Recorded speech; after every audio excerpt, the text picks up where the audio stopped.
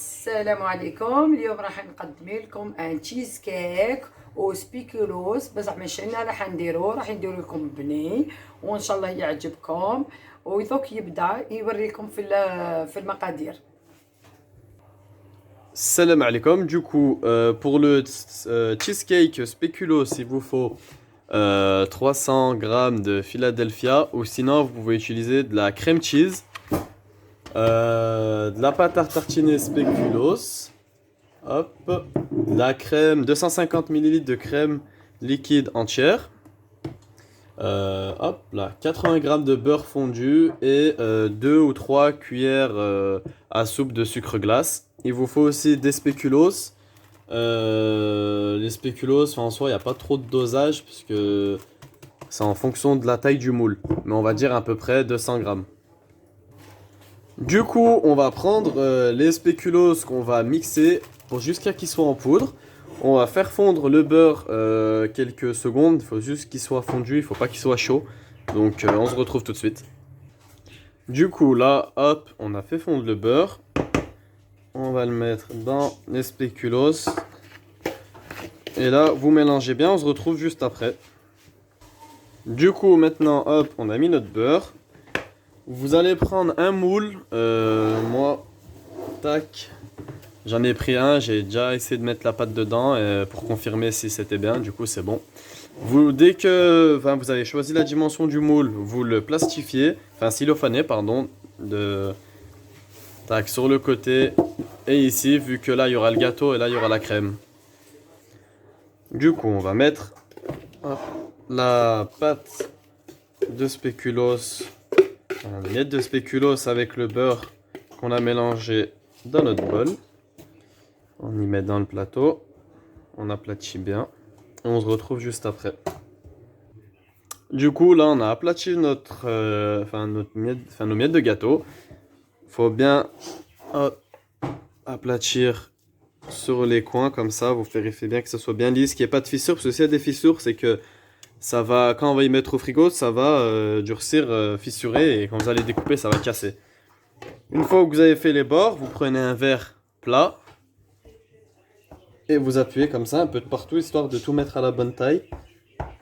Et après, même si en soi il y a quelques bosses, ça c'est vraiment pas un souci, puisque il y aura la crème au-dessus et ça va pas se voir. Juste les bords, faut qu'ils soient droits pour qu'à la découpe, ça fasse quelque chose de beau.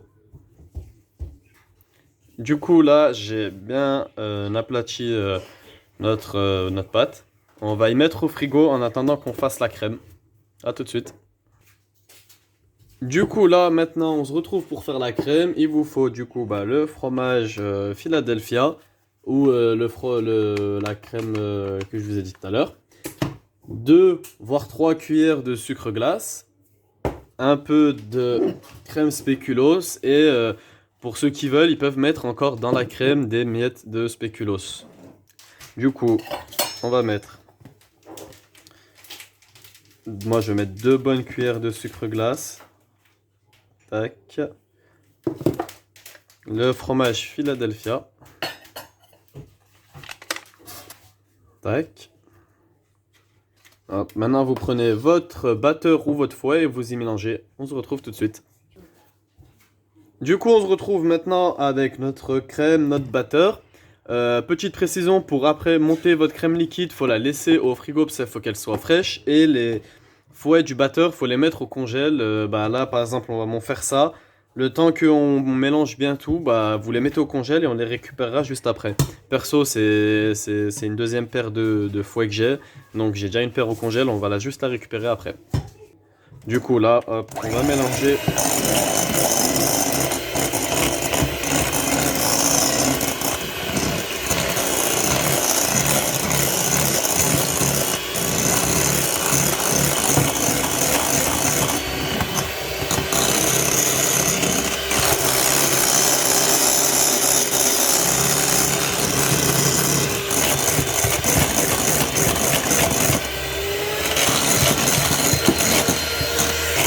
Du coup, je vais continuer de mélanger la crème et on se retrouve juste après. Du coup, après, vous n'hésitez pas à faire des pauses pour redescendre la crème le long du bol. Comme ça. Et après, vous remélangez et ainsi de suite jusqu'à ce que la crème elle soit bien mélangée. Du coup, maintenant que j'ai tout mélangé, on va prendre nos miettes de spéculoos. Hop, on va en mettre un peu dans la crème. J'ai des gros morceaux, donc je vais essayer de pas les prendre.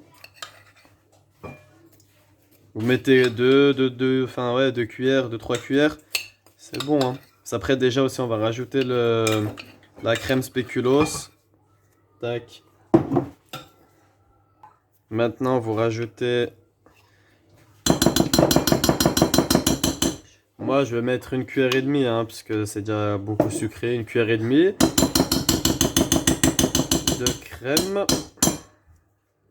Maintenant que vous avez mis votre crème et vos spéculoos émiettés, on mélange tout encore une fois.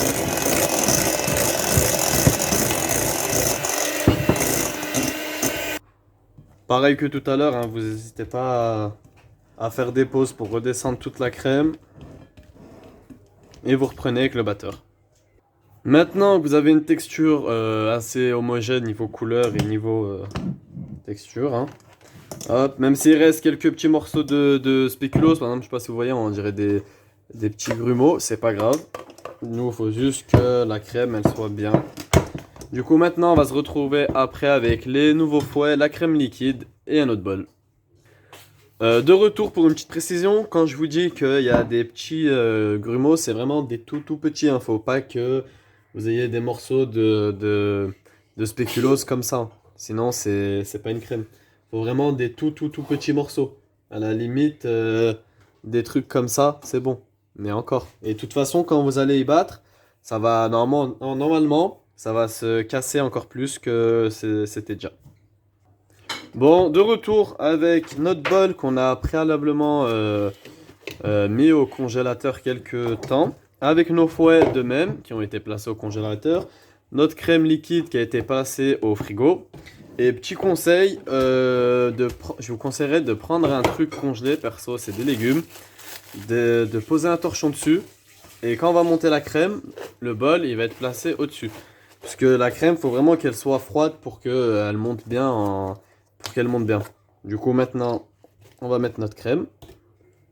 Du coup, j'ai pris ma crème qui était dans le frigo. Je l'ai mesurée 250 centilitres de crème. Hop là, vous secouez bien. Et maintenant, on va commencer à y monter.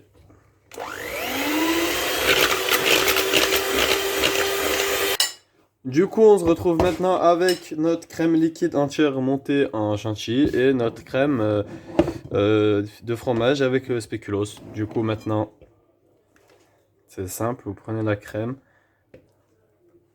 vous la mettez dedans et on va mélanger tout doucement en faisant des gestes circulaires avec le poignet comme ça. Vous allez jusqu'en bas, vous récupérez la crème et vous remontez.